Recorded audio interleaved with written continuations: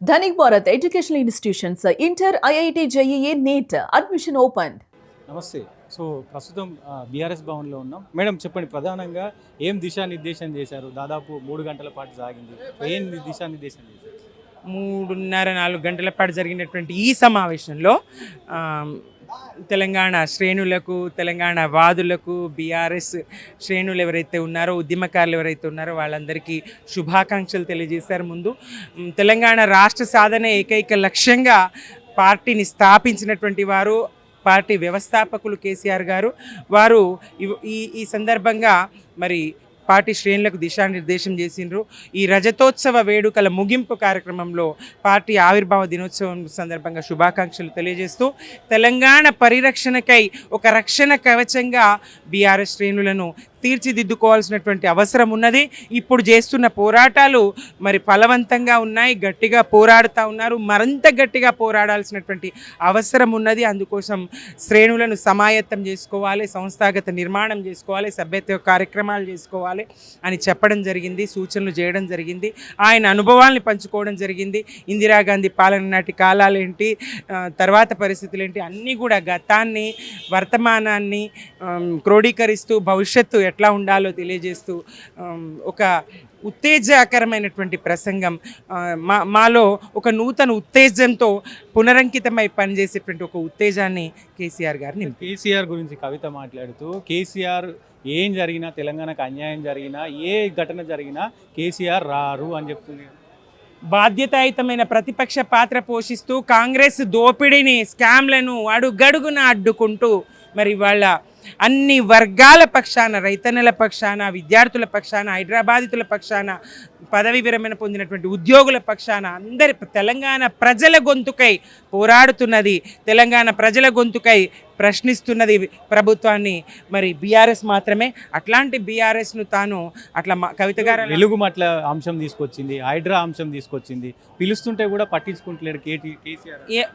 ఆయన ఆదేశాల మేరకు పార్టీ శ్రేణులు, పార్టీ కార్యనిర్వాహక అధ్యక్షులు గౌరవ కేటీఆర్ గారు అనేక పోరాట రూపాలని, గౌరవ హరీష్ రావు గారు అనేక పోరాట రూపాలని తీసుకోవడం జరిగింది. పాదయాత్రలు చేయడం జరిగింది, బాధితులతో ఇంటర్నల్ సమావేశాలు ఏర్పాటు చేసుకోవడం జరిగింది, బాధితులతో మాట్లాడడం జరిగింది, బాధితులతో సభలు పెట్టుకోవడం జరిగింది. మేము పోరాడుతూనే ఉన్నాం. కేసీఆర్ గారి ఆదేశాల మేరకు చెప్పిండ్రు. ఆయన స్పందించారంటే మొదటి సంతకం హైడ్రా మీద ఎట్లా చెప్తారు? ప్రతి సందర్భంలో ఆయన అన్నారు, కత్తొక్కడికి ఇచ్చి యుద్ధం ఒక్కడిని చేయమంటే ఎట్లా, నన్ను పిలుస్తున్నావు కదా అని స్పష్టంగా ప్రజలను ఉద్దేశించి అడిగినారు. అయినా యుద్ధం చెయ్యమనే చెప్తున్నారు.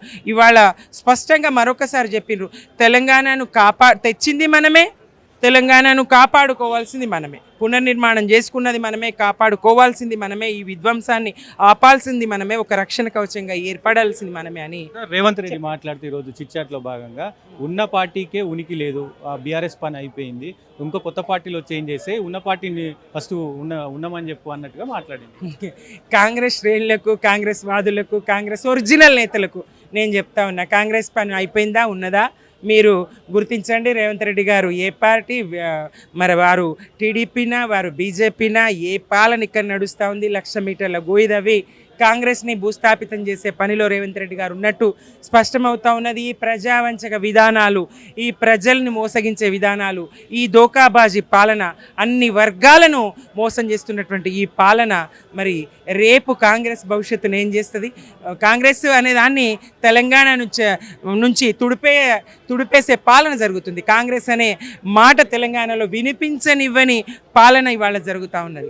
వాళ్ళ పార్టీని కాపాడుకొనియండి, ఆయన ఏం చేస్తూ ఉన్నారో చేయనియండి. బీఆర్ఎస్ గురించిన చింత ఆయనకు అవసరం లేదు, బీఆర్ఎస్ గురించినటువంటి బాధ ఆయనకు అవసరం లేదు. బీఆర్ఎస్ ప్రజల పార్టీ, తెలంగాణను సాధించిన పార్టీ, ప్రజల పార్టీ, ఇంటి పార్టీ. ప్రజలకు తెలుసు బీఆర్ఎస్కు ఏ స్థానం కల్పించాలో. 39 సీట్లు గెలుచుకొని బాధ్యతాయుతమైన ప్రతిపక్ష పాత్ర, అది ఒక 10 వరకు దాదాపు 1000-2000 ఓట్లతో పోగొట్టుకున్నాం. స్వల్ప మెజారిటీ ఎంతండి, 1.7% చిల్లర ఓట్లతోనే కదా, వీళ్ళ ఆధిక్యతతోనే గెలిచింది. దీన్ని చూసుకొని వాళ్ళు ఏదంటే దాన్ని చూసుకొని వాళ్ళు మురిసిపోతే వాళ్ళకి నష్టం. మరి వాపు చూసుకొని బల్పు అనుకుంటే కాంగ్రెస్ బొక్కబోర్ల పడుతుంది. కాంగ్రెస్ను కాపాడుకోనియండి అంతే తప్ప ఇప్పటికే మేము ఇక్కడ టీడీపీని పుట్టగతులు లేకుండా చేస్తే కాంగ్రెస్లో పోయి గురువు మాటతోని, గురువు ఇచ్చినటువంటి పెట్టుబడితోని ఆయన పేమెంట్ కోటాలు మా మాట కాదండి, కాంగ్రెస్ వాళ్ళే చెప్తా ఉన్నారు. కోమటిరెడ్డి రాజగోపాల్ రెడ్డి గారు చెప్పిండ్రు పేమెంట్ కోటాలో పీసీసీ ఆయన కొన్నారని. ఇట్లాంటి పరిస్థితుల్లో మా గురించి చింత, మా గురించి ఆలోచన, మా గురించి నిర్ణయం చేసే అవసరము రేవంత్ రెడ్డి గారికి లేదండి. మరమనిషి అని కవిత అంటుంది, వాళ్ళ ఇంట్లోకి అందరికీ తెలుసు కేసీఆర్ నిజంగా తెలంగాణ కోసం కొట్లాడే మనిషా లేదా మరమనిషి అని కూడా కామెంట్ చేశారు. రాష్ట్ర సాధకుడు, మెత్తటి హృదయం, వెన్నపూసంత మెత్తటి హృదయం ఆయనది, దయార్ద్ర హృదయుడు. అట్లాంటి కేసీఆర్ గారు మరమనిషి ఎట్లయితారు? ఆ మాట అనడానికి ఆమెకు మనసు ఎట్లా ఒప్పుతుంది? ఆయన ఎంతటి మెత్తటి హృదయం, హైడ్రా మీదనే తొలి సంతకం అని ఎట్లా చెప్పగలిగినరు? ఆయన బాధితుల పక్షాన ఉంటారు. ఆయన ఇంటికి వచ్చినటువంటి నా ఇల్లు కాలిపోయింది, నా ఇల్లు కాలిపోయింది, మీరు నాకెంతో, నా బిడ్డ పెళ్ళి, అందులో కట్నం డబ్బులు కాలిపోయినాయి అని చెప్పి బాధపడుతూ వచ్చినటువంటి ఒక మహిళను చూసి అప్పటికప్పుడు ఆ పెళ్ళికి సాయం చేసి తన ప్రభుత్వం వచ్చిన తర్వాత కళ్యాణ లక్ష్మి పథకాన్ని ప్రవేశపెట్టారు. ఏ ఆడపిల్ల గుండెల మీద కుంపటి కావద్దనుకున్నారు.